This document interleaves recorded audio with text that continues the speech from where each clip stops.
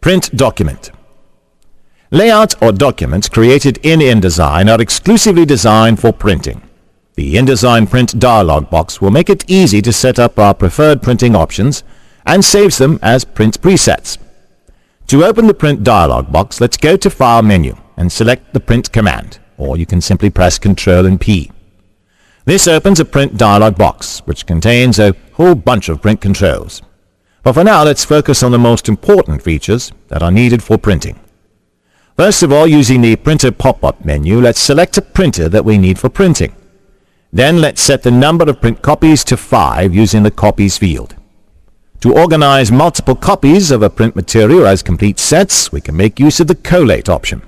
For example, if you're printing 3 copies of a 5-page document with collate enabled, this will print the pages 1, 2, 3, 4, 5 in order, and then repeat the same sequence twice. However, if the collate is disabled, the same 5 pages will get printed 111, 222, 333, and so on till we get through the 5 pages. To print the copies back to front, make use of the reverse order. Then, using the Pages option, we can select all pages, or specify a range of pages using this Range field. For example, pages 3, 4, and 7 through 9. If the entered pages are invalid, then we can see an Adobe warning box. And here let's click OK, then enter page 1 and 2. The next option is the Print Layers, where people usually wish to select visible and printable layers options for print. But if you want to print all layers, then we can choose All Layers. But for now, we'll just leave it to its default. Let's now move on to the Setup option, where we can choose different size papers for printing by using the Paper Size drop-down list. Or can even specify a custom value in the Width and Height field. Here in the Paper Size list, you'll notice an option Defined by Driver. Now, what does this mean? Well, every printer has a driver, and with it a little piece of software that tells it how to print. Now, generally, using the default page size defined by the driver makes sense. The orientation of the paper can be selected by choosing any one of these 4 icons. When we are doing this, you'll notice the preview of the paper in the lower left-hand side of the document. The purple line is in the document page, and this white box is the paper in which it's going to be printed on. If we print now, we can see a part of our document page will not end up on the paper. Now, during those times, we choose this Scale to Fit radio button, so that you'll notice the entire document getting fit inside the defined area by only 74.24% of that size. Now, in case we want to add multiple copies of this document added to a single paper, then let's turn on this Thumbnails checkbox and select the 3x3 option from the thumbnail list. You'll now notice 9 small document thumbnails added to our page. But for now, let's uncheck this option and switch to Marks and Bleed option. When we want to add any of these marks, let's turn on the checkboxes individually. For example, crop marks and color bars. If not, let's select all printers marks so that all options are turned on and added to our pages. Likewise, if you've added bleed settings in the new document dialog box, then the same bleed settings can be used during printing by keeping this Use Document Bleed Settings option selected. We can define a custom bleed setting and slug into our document page by using this Bleed and Include Slug Area options. Then comes the Output pane, through which we can set the color controls of our printed document output. For example, we can print a document directly to Composite RGB or CMYK, or even Composite Gray when you're using a grayscale printer. In the same way, by using the Graphic pane, you can control the image settings. If we're going to print a color proof with a laser printer, then we generally have to set the Send Data option to Optimized Subsampling. This is a safer option, because it actually helps you print much faster by taking our high-resolution graphics and downsampling during the print time, so that we don't need to send all the data to our printer.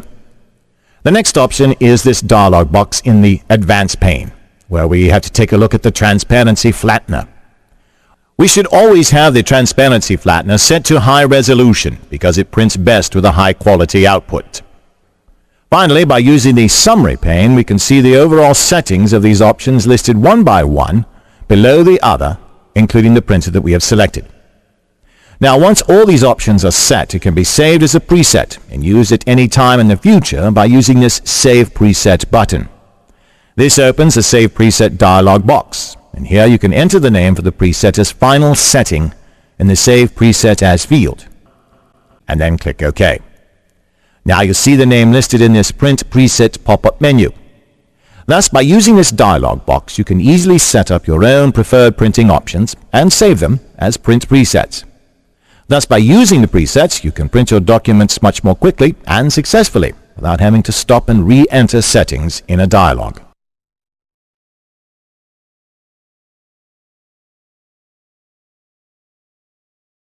Export to Adobe PDF.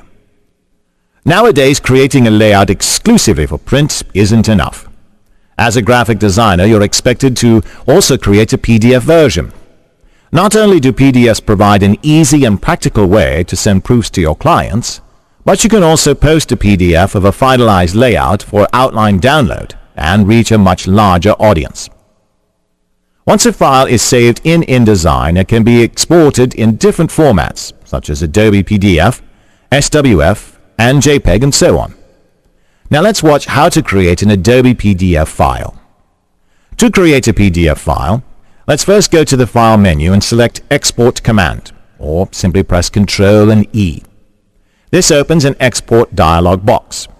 Here, let's leave the file name to its default, and from the Save As Type drop-down list, let's select a file format as Adobe PDF, and then click the Save button.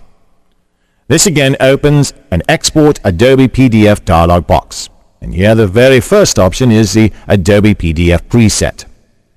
By using the options present in this drop-down menu, we can create a different quality of PDF files. Now, if you wish to have a print with a high-resolution quality, then choose High-Quality Print.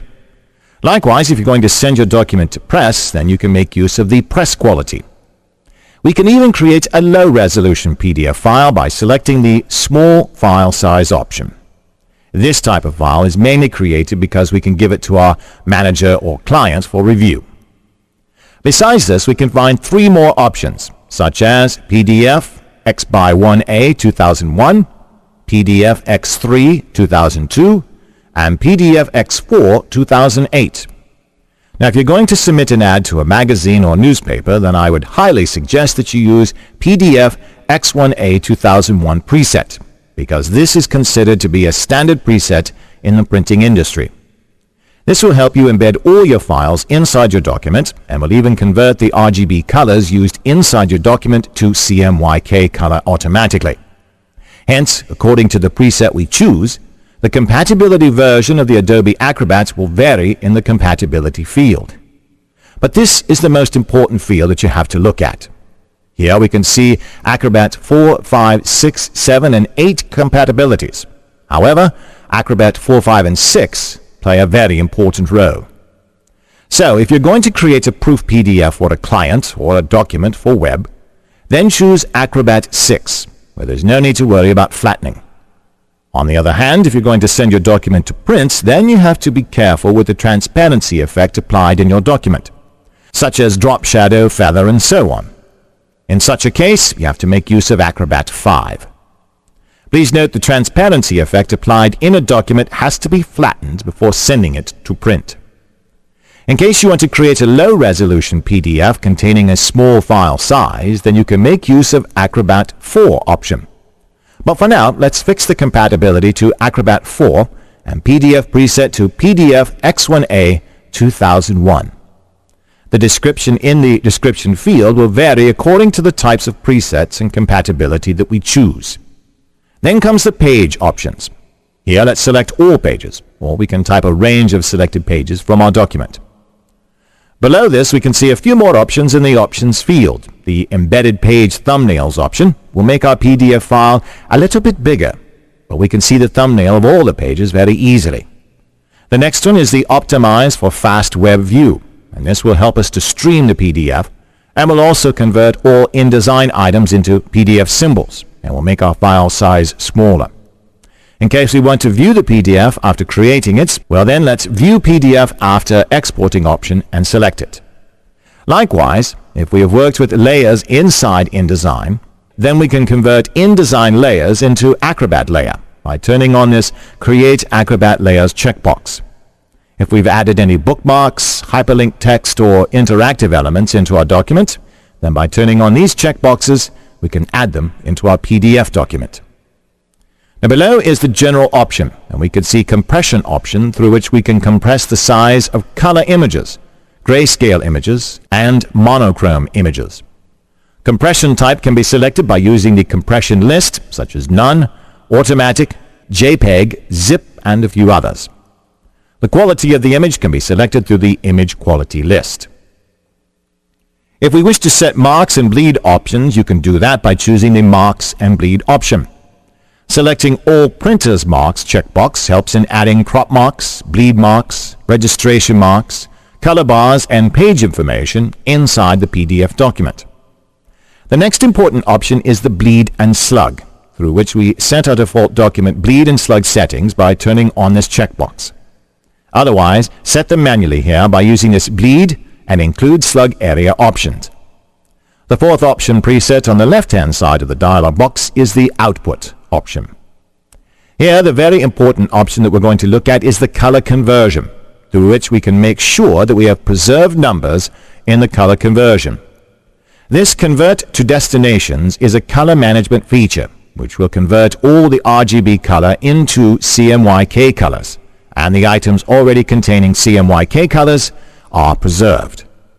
The next important setting in this dialog box is the Advanced setting, which involves the Transparency Flattener feature. Here the preset is set to high resolution, so that the transparency effects applied to the items in our documents are flattened and maintain a high quality output during print.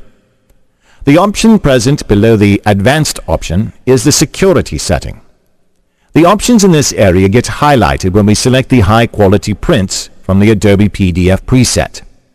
Once the high quality print is selected, we have the ability to set a password for our document, so that others using this document can't copy, paste text, or edit the document, or print this document without our permission.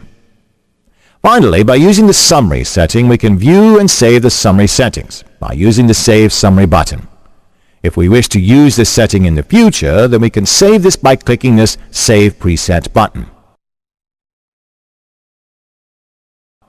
Once the preset is saved, it gets stored in the Adobe PDF preset list. When everything is set perfectly, let's click Export button. And then you'll notice the file getting generated into a PDF file. The generated file is now seen opened in Adobe Acrobat Reader. Hence, through this method, you can very easily create Adobe PDF files inside an InDesign application. Start creating PDF documents with different preset settings and get familiar with the options present inside that dialog box.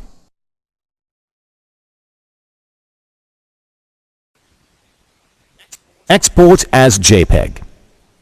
Sometimes while working in InDesign, we may wish to post an InDesign document page, or that entire document layout, onto our web, which has to be converted into a JPEG file before posting. An INDD file, that is Native InDesign Document File, can be converted into a JPEG file by using the Export JPEG option. Here, a one-page InDesign document file is already kept open to export this page into a JPEG file. So let's go to File menu and choose Export option. This opens an Export dialog box. Here, let's keep the Export as JPEG as our default file name. Then let's select the type as JPEG from our Save As type list and click the Save button. This again opens an Export JPEG dialog box. By using this export area, we can choose the page that we wish to export. When we want to export a selected item from our document page, then we can make use of this selection field. Likewise, by using the range field, we can specify selected page numbers in a document to be exported into JPEG. Entire document pages can be converted into a JPEG file by selecting the All option. But the document, which we are currently working with, is just a single-page document. So let's select All option. The JPEG quality and display is set aside in our image area. The quality of our JPEG image is determined according to the option that we choose from our Image Quality drop-down list. Now, there are 4 image qualities, and they are maximum, high, medium, and low. Let's set our image quality to high. Below this is our format method, which contains two options, and they are progressive and baseline. Progressive option will display our images in stages from low to high resolution, whereas baseline option won't work as such. Then finally, here comes the resolution field, through which we can choose a resolution for our JPEG image. The resolution of an image is measured in its PPI, otherwise known as pixels per inch, during printing. Let's set the resolution to 72 pixels per inch, and then click the Export button. Once the file is exported, let's open it from our desktop by right-clicking the cursor on our image, and by choosing Open with Windows Picture and Fax Viewer. The exported JPEG file is now seen displayed in our Windows Picture and Fax Viewer. Hopefully now you're clear with the JPEG exporting concept in InDesign, which is really a very simple and quick method in exporting. InDesign files can also be exported as EPS files, and that's what we're going to discuss in our upcoming tutorial. Exporting an EPS. Every so often, a document page or some special shapes designed in InDesign may need to be used in another layout program, such as Quark Express or InCopy. During those times, we can import our InDesign file as a PDF file, which most of today's layout programs support. But some older versions or older programs can't open an imported PDF file. In this case, we can import our InDesign file to EPS format, which can be used by those older programs. Converting an InDesign file to the .eps format will make sure that you've converted the file gets opened in all other applications, especially in the programs which can't import a PDF file. EPS files are otherwise called encapsulated PostScript files. Now let's see how to export an InDesign file as an EPS file. Here in this document page, you can see some special shapes created to export this page to an EPS file format. So let's go to File menu and select Export, or simply press Ctrl and E. This opens an Export dialog box, which contains the default file name in our File Name field as Export as EPS. Now let's change the Save As type to EPS, and then click the Save button. This again opens an Export EPS dialog box, which includes a General panel and an Advanced panel. In our General panel, let's select All Pages in our Pages field, because it's just a single-page document. Below the Page option, we can see a few more options, such as PostScript, Color, Preview, Embed Fonts, and Data Format options. Let's set all these options just the way they are because they're very safe settings to export a file to an EPS format. Next to that is the Bleed option, through which we can set a bleed value for a document only if needed. Then comes our Advanced panel option. Here the most important thing that we need to look at is the Transparency Flattener option. To get a high-quality EPS file, let's choose the preset from medium to high resolution, and then let's click the Export button. The InDesign file is now being exported as an EPS file, and it gets saved in our desktop. Now, using the application switcher keys, let's switch back to our desktop window. Here we can see our EPS file saved in the file name of Export as EPS. As I said before, once a file is saved in the EPS format, it can be opened in other applications, such as Photoshop, Illustrator, InCopy, Quark Express, and even in InDesign itself. So it's actually a very good file format to work in. Want to learn?